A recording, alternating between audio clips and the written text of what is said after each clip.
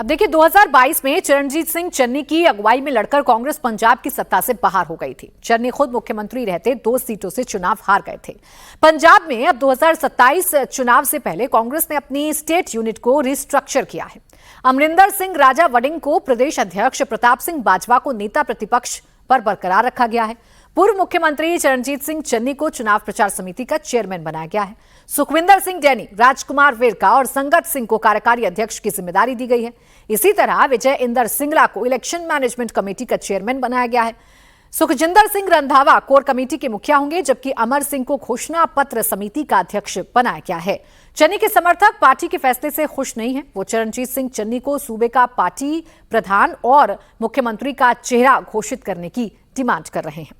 अब देखिए, अगर पंजाब में चरणजीत सिंह चन्नी पार्टी से बगावत कर लेते हैं तो कांग्रेस के लिए बहुत बड़ा डैमेज साबित होगा, क्योंकि चरणजीत सिंह चन्नी पंजाब में कांग्रेस के बड़े दलित नेता हैं और पंजाब में करीब 31% दलित आबादी है।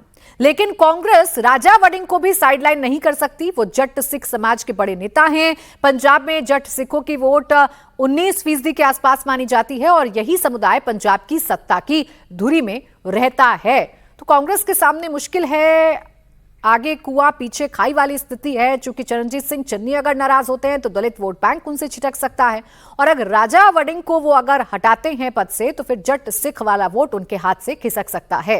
पुनीत परिंजा मेरे सहयोगी इस वक्त जुड़ गए हैं, सीधा उन्हीं के पास चल लेते हैं। पुनीत, एग्जैक्ट स्थिति आपको क्या समझ में आ रही है? क्या वाकई में चरणजीत सिंह चन्नी बगावत करने के मूड में है या ये प्रेशर पॉलिटिक्स का हिस्सा है?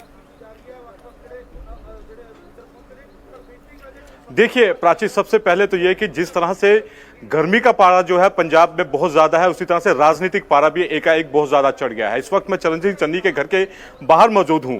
प्रेसिंग, जैसा कि आपने बोला कि प्रेशर पॉलिटिक्स तो वो है ही है, लेकिन बगावत भी कहीं ना कहीं से नजर आ रही है। क्योंकि पहले भी आपने एक बयान आया था चरणजीत चन्नी का, जिसमें उन्होंने कहा था कि दलित समुदाय को दरकिनार रखा जाता है कांग्रेस के अंदर, जिसके ऊपर काफी बवाल मचा था। बाकायदा एक जब मीटिंग हो रही थी उसी के अंदर चरणजीत चन्नी की तरफ से यह सवाल उठाया गया था। और अब जबकि कल जैसे ही लिस्ट आती है संगठन की परसों देर रात, और उसके बाद एक राजनीतिक उबाल जो है वो शुरू हो जाता है पंजाब की राजनीति के अंदर, खास करके कांग्रेस के अंदर। और 2022 का ये वही समय शुरू हो जाता है जैसे कैप्टन अमरिंदर सिंह को हटाया गया था। उस समय भी यही गुट जो था वो बागी था, खास करके तृप्त राजेंद्र बाजवा जो कि अभी अंदर बैठक में पहुंचे हैं, राणा गुरजीत हैं, उसके अलावा कई विधायक, भारत भूषण आशु पूर्व कैबिनेट मंत्री, है ना। तो काफी जो लोग हैं वो यहाँ पर पहुंचे हुए हैं। और ऐसे में कितने विधायक और कितने सांसद इनके समर्थन में पहुंचे हैं?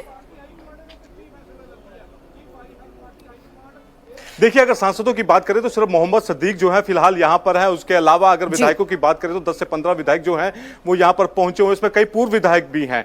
तो ऐसे में सवाल ये उठता है कि अगर इस तरह का जो हाल जो है रहेगा, क्योंकि चुनावी साल है, चुनाव से ठीक पहले कांग्रेस के सामने मुश्किल है। अब कांग्रेस इसे कैसे हल करेगी देखना दिलचस्प है। शुक्रिया आपका पुनीत तमाम जानकारी के लिए।